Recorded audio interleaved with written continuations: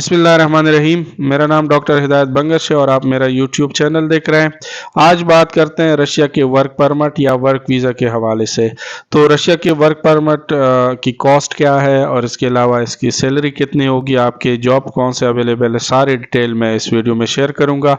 अगर बात कर लें रशिया के वर्क परमिट या वर्क वीज़ा के हवाले से, तो वर्क वीज़ा होता है वो 1 साल का होता है और इसके जो टोटल कॉस्ट है वो तकरीबन 5 लाख रुपए तक है पाकिस्तानी रुपीस। और इंडियन के लिए वो अपने हिसाब से कैलकुलेट कर सकते हैं, लेकिन अगर आपको चाहिए तो वो हम डिटेल दे सकते हैं।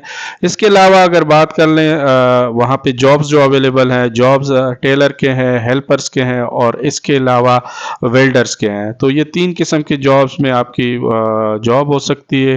टोटल सैलरी है वो 50,000 रूबल है और रूबल जो करेंसी है वो रशिया की है, तो रशियन करेंसी 50,000 आप पर मंथ ले सकते हैं, जो लगभग $500 से $600 के दरमियान बनती है।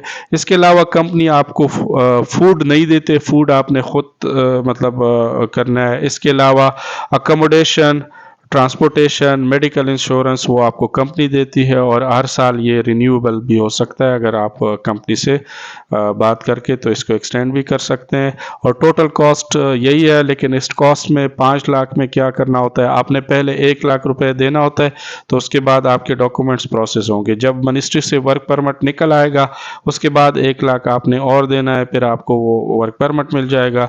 तो 2 लाख रुपए आपने एक तरह से पहले देने हैं। और इसके अलावा बाकी जो 3 लाख रुपए है उसमें आफ्टर वीज़ा, जब वीज़ा आपका अप्रूव हो जाए तो 1 लाख रुपए और आपने देने हैं। बाकी जो 2 लाख रुपए है वो वहाँ पे आप जब पहुँच जाएं, वहाँ पे आपका मेडिकल हो जाए और आपकी वर्क परमिट अप्लाई हो जाए, मतलब वर्क परमिट वहाँ तो फिर देने हैं। रशिया पहुँच के आपने 2 लाख रुपए देने हैं। टोटल कॉस्ट यही है। एयर टिकट वगैरह आप खुद लेंगे जितनी भी टिकट है, और इसके अलावा बाकी इसमें कोई एक्सपेंसेस नहीं है।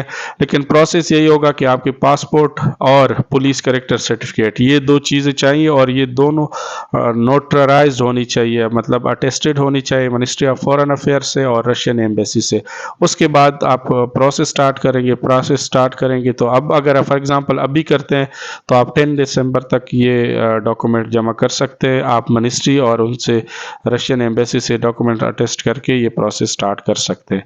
लेकिन अगर 10 दिसंबर से होगा, लेट हो जाते हैं आप, तो फिर 2024 में आपका वर्क परमिट अप्लाई होगा और आपको वीज़ा मिलेगा।